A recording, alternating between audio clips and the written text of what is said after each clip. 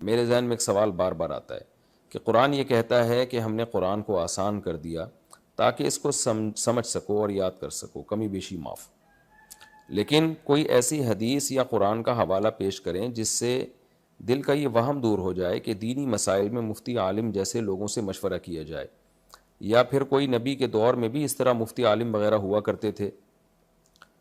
نبی کے دور میں کیوں نہیں ہوا کرتے تھے؟ عبداللہ بن مسعود تھے، عبداللہ بن عباس تھے، جابر بن عبداللہ تھے، معاذ بن جبل تھے، ابو بکر، عمر، عثمان، علی رضی اللہ عنہم تھے، حضرت عائشہ تھی۔ یہ مخصوص لوگ تھے جن سے لوگ مسائل پوچھا کرتے تھے۔ حضرت ابو دردہ تھے، حضرت ابو ہریرہ تھے۔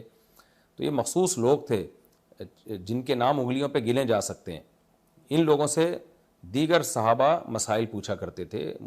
مصنف ابن ابی شیبہ میں، مصنف عبدالرزاق میں ان اصحاب کے فتاوی بھرے ہوئے ہیں کہ صحابہ آتے تھے اور ان سے مسائل پوچھا کرتے تھے۔ بعض تابعین میں اتنے بڑے علماء تھے کہ بعض صحابہ ان تابعین سے مسئلہ پوچھا کرتے تھے۔ ایسے بھی مثالیں ہمیں ملتی ہیں۔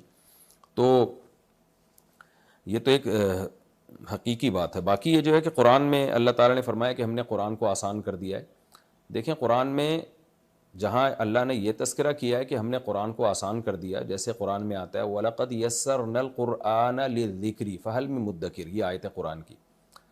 لیکن اسی طرح قرآن میں ایک اور آیت بھی ہے وَأَنزَلْنَا إِلَيْكَ الذِّكْرَ لِتُبَيِّنَ لِلنَّاسِ مَا نُزِّلَ إِلَيْهِمْ وَلَعَلَّهُمْ يَتَفَكَّرُونَ۔ اب دونوں آیتوں کا میں ترجمہ کرتا ہوں۔ پہلی آیت میں ہے کہ ہم نے اس قرآن کو نصیحت کے لیے آسان کر دیا ہے۔ دوسری آیت کا ترجمہ ہے کہ اے نبی ہم نے آپ پر اس نصیحت کو یعنی قرآن کو نازل کیا تاکہ آپ لوگوں کے سامنے کھول کھول کے بیان کریں کہ کیا نازل ہوا ہے۔ وَلَعَلَّهُمْ يَتَفَكَّرُونَ، اور پھر یہ لوگ غور و فکر بھی کریں، اس میں تدبر بھی کریں۔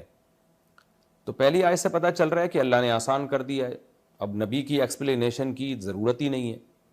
لیکن دوسری آیت سے پتہ چلتا ہے کہ اللہ کہتے ہیں ہم نے نازل کیا آپ ایکسپلین کریں گے۔ اس سے پتہ چلتا ہے بھائی نبی کی ایکسپلین کے بغیر سمجھ میں نہیں آئے گا۔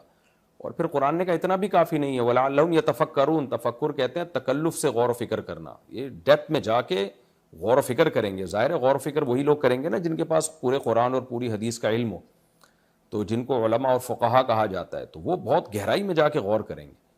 تو ایک طرف تو قرآن کہہ رہے آسان کر دیا، دوسری طرف قرآن کہہ رہے مشکل کر دیا، یہ تو نبی سکھائیں گے، اور پھر خود اتنا بھی کافی نہیں ہے، اس میں فقہا کا غور و فکر بھی کرنا پڑے گا ڈیپتھ میں جا کے۔ تو یہ تو دونوں آیتیں ٹکرا رہی ہیں، لیکن انہی آیتوں میں اس کا جواب موجود ہے۔ پہلی آیت میں اللہ نے فرمایا کہ ہم نے نصیحت کے لیے آسان کر دیا ہے۔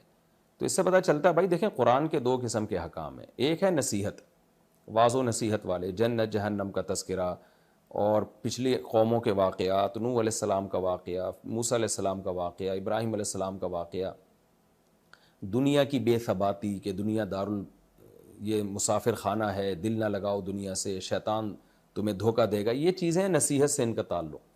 تو اللہ قرآن میں کہہ رہے ہیں وَلَقَدْ يَسَّرْنَا الْقُرْآنَ لِلذِّكْرِ، نصیحت کے لیے ہم نے بہت آسان کر دیا ہے۔ تو نصیحت کے لیے تو بہت ایزی ہے قرآن، اس میں کسی عالم مفتی کی ضرورت نہیں ہے۔ آپ ترجمہ پڑھیں گے آپ کو سمجھ میں آتا چلا جائے گا، آپ کا دل ہل جائے گا جب موت کی باتیں ہوں گی، میدان حشر کی باتیں ہوں گی، اللہ کی قدرت کے دلائل ہیں کہ ہم نے کیسے شہد کی مکھی سے شہد کا کام لیا، ہم کیسے جانوروں کو سوکھا چارہ کھلاتے ہیں اور کیسے چکنا گاڑا دودھ پیدا کرتے ہیں ہم ان سے۔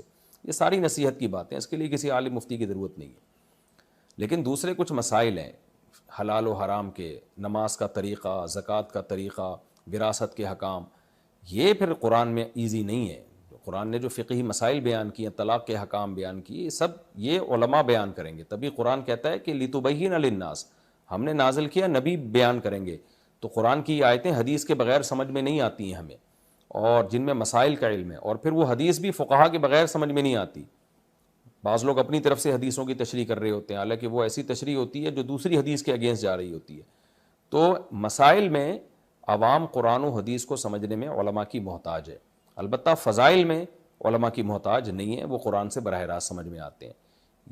یہ ہے دونوں طرح کی آیتوں کا مطلب۔